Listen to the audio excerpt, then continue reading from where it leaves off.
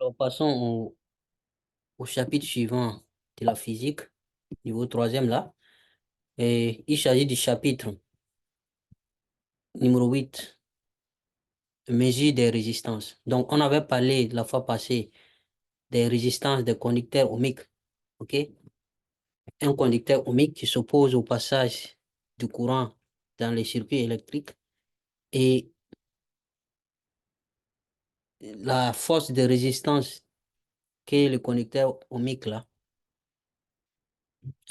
utilise pour s'opposer, cette force-là, c'est la résistance. Et ça, la résistance, elle peut se mesurer, la résistance du conducteur ohmique. Donc aujourd'hui, au niveau du chapitre 8, on va voir quelles sont les manières, les méthodes pour mesurer les résistances, la valeur des résistances. OK? Voilà, l'avant-dernier chapitre de la partie électricité. Donc, voici les différentes parties chapitres là qu'on va essayer de couvrir. C'est pas long vraiment. D'accord? Donc, première et deuxième partie en même temps, c'est-à-dire méthode de l'ampère-mètre et du voltmètre et méthode d'ohmmètre. La première méthode qu'on utilise pour mesurer la valeur des résistances, c'est la méthode, on va dire peut-être directe, ou même la méthode indirecte, parce que la résistance, on vous a dit que la résistance,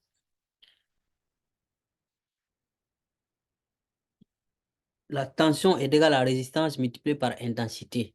Donc, si on a la tension et puis on a l'intensité, on peut obtenir la résistance facilement.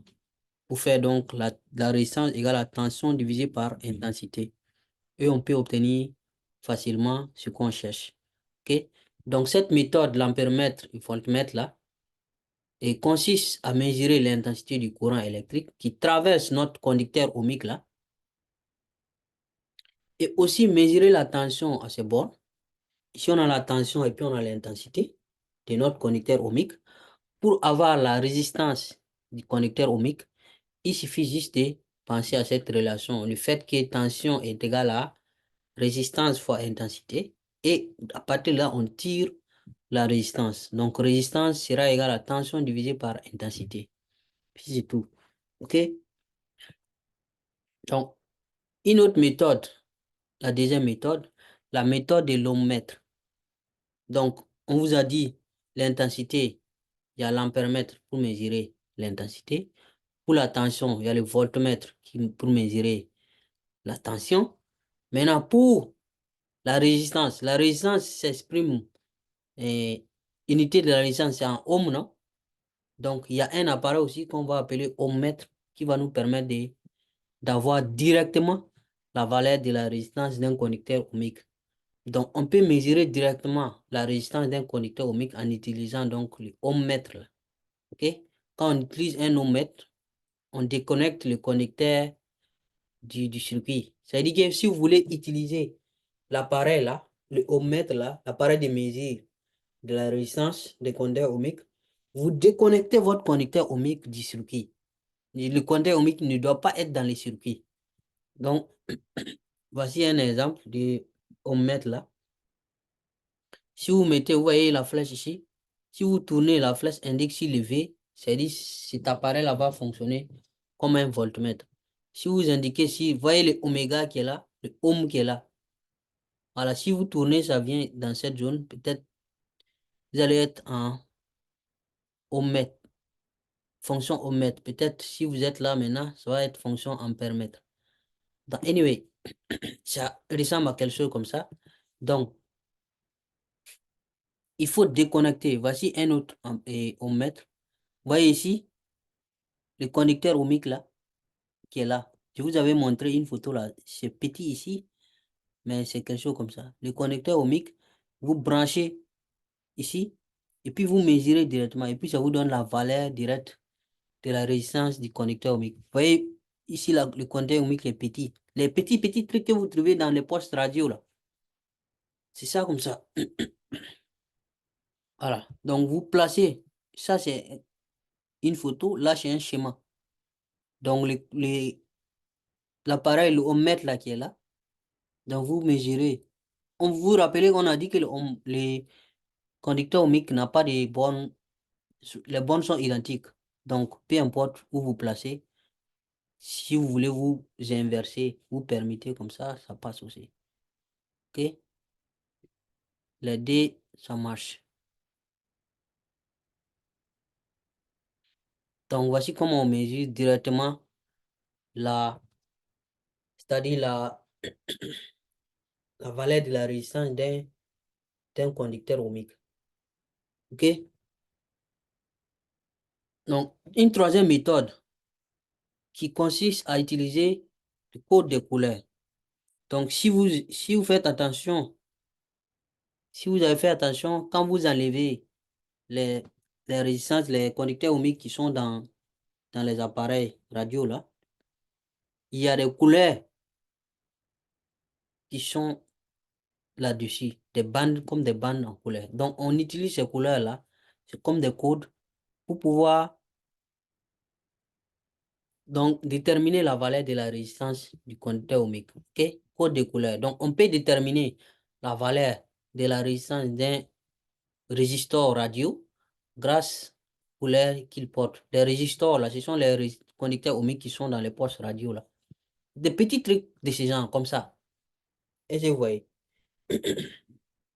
Donc, ici, on vous dit que voici la valeur. Ça fait 10 puissance 3. Et puis 5% là, c'est la tolérance. Donc, ici, vous voyez une couleur ici. C'est marron ou bien c'est quoi? Ici, vous voyez la couleur noire. Là, c'est la couleur orange. Là, c'est la couleur quoi? Je sais pas, grise ou bien c'est quoi? OK? Donc, vous avez ici 4 couleurs. Vous allez voir que ces couleurs-là, il y a une couleur qui est un peu éloignée des autres. Donc, ça là, c'est la tolérance là comme ça, 5%. Mais on va voir tout de suite. Voici en cas général comment ça marche. Les couleurs là, code de couleurs. Chaque couleur a un numéro. La couleur noire, c'est 0. Vous voyez ici, dans notre cas, noir, c'est 0. Couleur marron, c'est 1. Vous voyez cette couleur marron là, on a donné 1. Couleur rouge, c'est 2. On n'a pas rouge ici. Couleur orange, c'est 3. Vous voyez? C'est 3 ici. Donc, chaque couleur, vous dites que chaque couleur a une valeur. Couleur jaune, c'est 4. Couleur verte, le vert, c'est 5. Le bleu, c'est 6. Le violet, c'est 7. Le gris, c'est 8. Le blanc, c'est 9.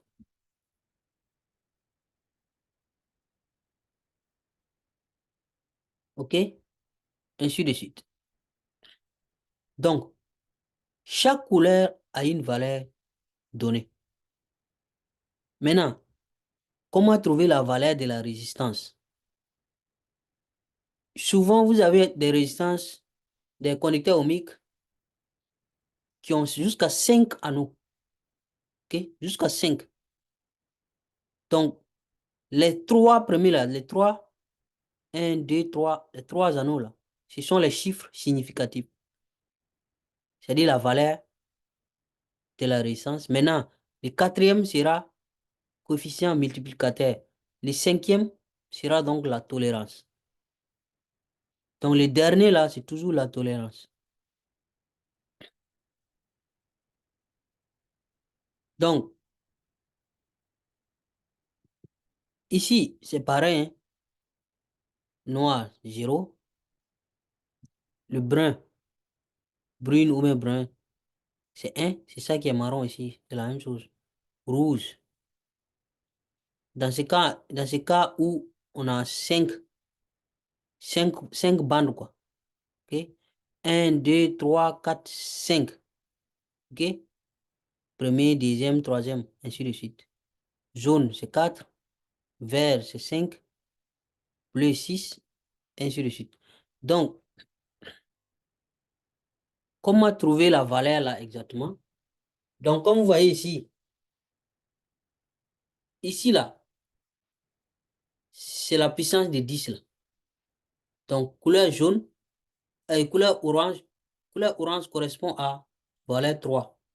Orange, c'est 3. Donc, ça fait 10 puissance 3. C'est pour ça qu'on dit multiplicateur. Donc, vous voyez ici, multiplicateur là. Ça donne ici 10 puissance 3. OK? 10 puissance 3. Multiplicateur. C'est-à-dire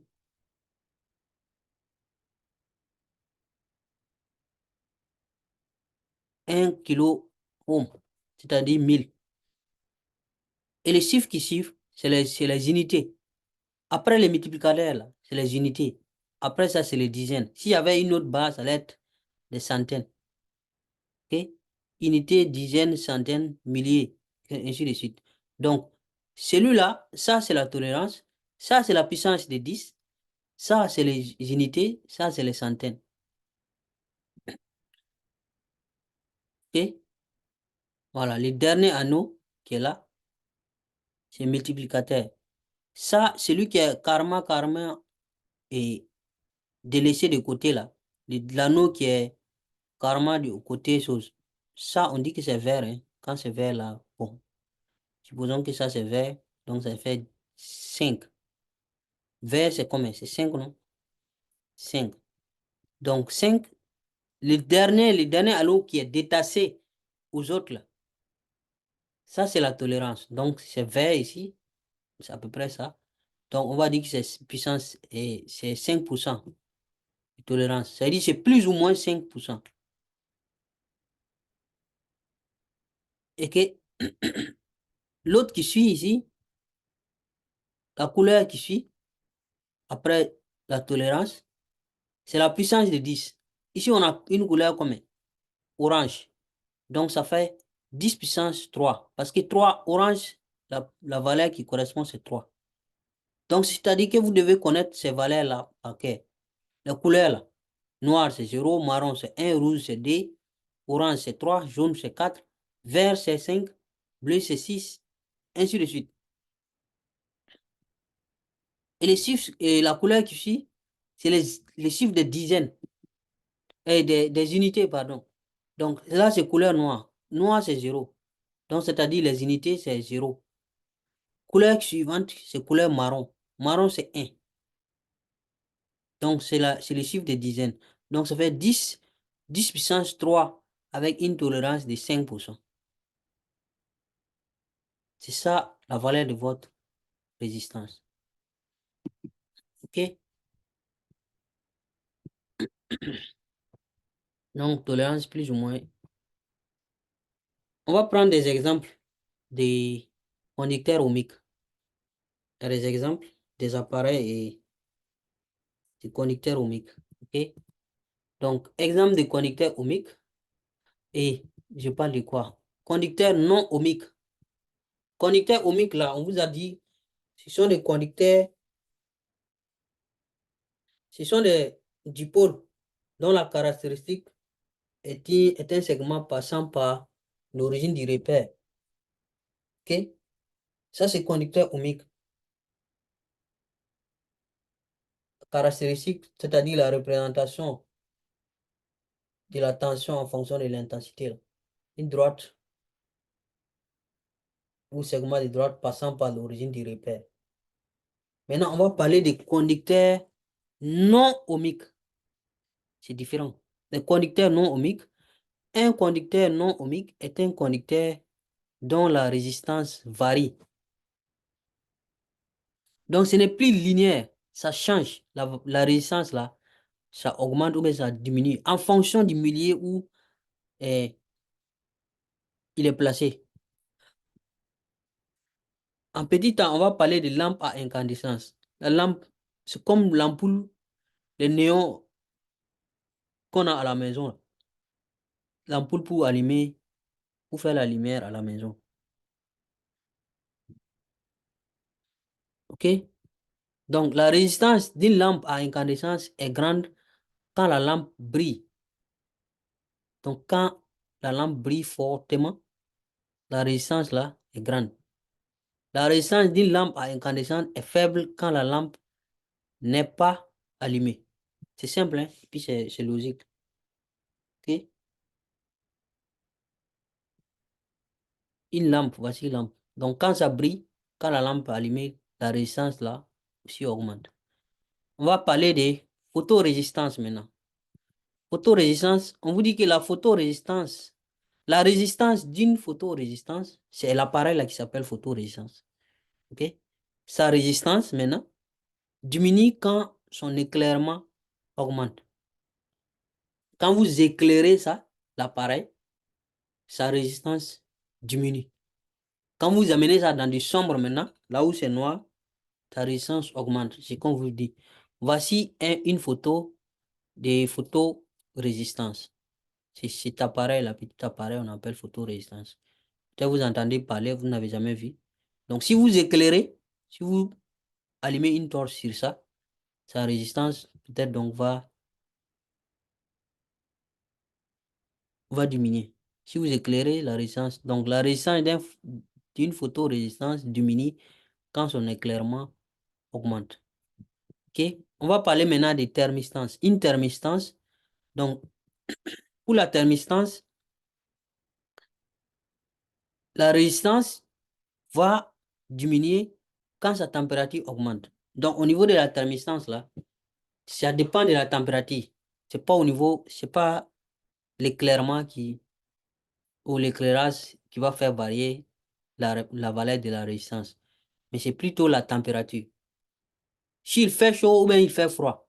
Donc, la thermistance là, la résistance diminue quand la température augmente.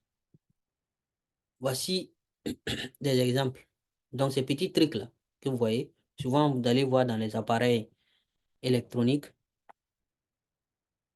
Donc, quand il fait chaud, quand ça chauffe, la résistance diminue. OK? Donc, ça, ce sont des conducteurs non ohmiques. Ce pas des conducteurs ohmiques parce que la valeur de leur résistance varie. D'accord? Exemple du conducteur non ohmique. Non, je pense que c'est les tâches à domicile, hein. Ça, c'est pas exemple. C'est ici. OK? C'est la dernière partie du chapitre. Vous avez dit que le chapitre n'est pas long.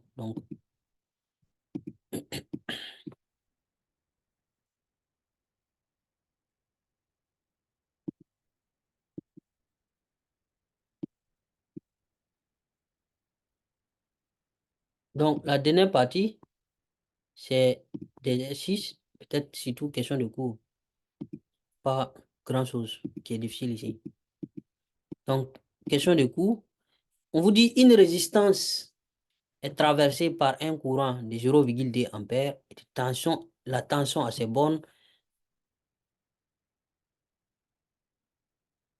est de 24 volts. Calculez en ohms sa résistance. C'est très simple. Vous appliquez la formule résistance égale à tension divisée par intensité. C'est tout. Donc la tension, heureusement, la tension est en volts ici. L'intensité est en ampères. Donc votre résistance, si vous calculez, ça va tomber exactement en ohms. Donc 24 divisé par 0,2. Donc ici, on vous demande de calculer la tension aux bornes. La tension à ces bornes lorsqu'elle est traversée par un courant de 0,1 ampère. Un courant de 0,1 ampère. OK? Donc, on connaît la valeur de la résistance maintenant. La résistance, si vous avez calculé, vous connaissez la valeur. Maintenant, vous utilisez cette valeur pour calculer la tension en faisant résistance fois intensité. La résistance que vous allez trouver ici, là, multipliée par l'intensité qui est là, vous allez trouver la valeur de la tension. Ainsi, une lampe porte les indications. On vous dit 6 volts et puis 1 watt. Donnez leur signification. Ça, c'est les chapitres. Si je ne me rappelle plus c'est quel chapitre, mais c'est les chapitres précédents là, où on parle des caractéristiques. Voilà. Le fonctionnement nominal. Donner les significations. Calculer l'intensité du courant qui traverse cette lampe lorsqu'elle fonctionne normalement. Donc, vous avez la puissance, vous avez la tension. Ça, ce sont les puissances nominales, tension nominale. puissance nominale divisée par la tension, vous trouvez l'intensité nominale si vous voulez. OK? Même ça, c'est simple. Donc, les significations là, c'est tension nominale et puissance nominale. Quelle est la résistance du filament en fonctionnement normal? C'est-à-dire résistance à chaud. Quand la lampe est allumée, quelle sera donc la résistance du filament là? Donc, la résistance, vous faites donc, vous avez la tension, vous avez calculé l'intensité. Tension divisée par intensité, vous trouvez la résistance, non? Ou bien, maintenant, on vous dit avec un voltmètre, la résistance mesurée n'est que, ça, c'est pas voltmètre, ça doit être un ohmmètre. La résistance mesurée n'est que 8 ohms.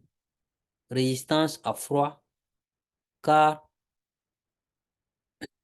la lampe ne brille pas. OK. La résistance du filament augmente-t-elle ou diminue-t-elle lorsque sa température s'élève? Donc, les tâches à domicile, j'ai dit les questions de cours, U divisé par I, vous trouvez, c'était comme un 42 divisé par 0,2 ou quelque chose comme ça fait 120 ohms. La tension, comme la tension, ça fait résistance par intensité. La résistance que vous avez trouvée ici, multipliée par l'intensité, ça fait 12 volts. Donc, voici l'exercice aussi. Les inscriptions là, 6 volts, ça veut dire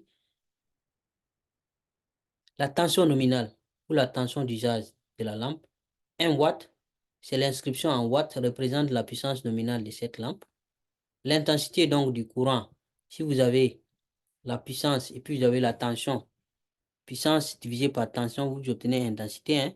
Donc, les 1 watt divisé par les 6 volts, vous trouvez l'intensité 1,166 et 0,166 ampères. OK? Donc, résistance, comme on a l'intensité maintenant et on a la tension, on peut avoir la résistance. Résistance égale la tension divisée par intensité. Ça fait 36,14. La résistance du filament augmente lorsque sa température s'élève. Ce qu'on avait dit. OK. Je pense que c'est bon. On va arrêter là. Merci beaucoup et à très bientôt. Prenez soin.